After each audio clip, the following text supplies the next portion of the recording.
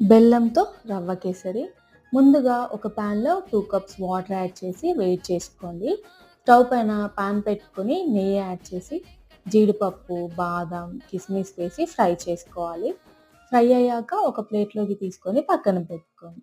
అదే ప్యాన్‌లో half cup upma రవ్వ వేసుకోండి. రవ్వ కలర్ చేంజ్ అయిపోయి మంచి వాసన వస్తుంది.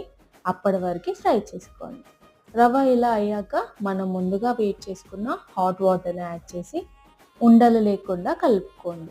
కాసేపటి తర్వాత కాస్త దగ్గర పడ్డాక దీంట్లో 3/4 కప్ బెల్లం వేసుకోండి. బెల్లం మొత్తం కరిగిపోయేంత వరకు కుక్ చేసుకోండి. కలుపుతూ ఉండండి.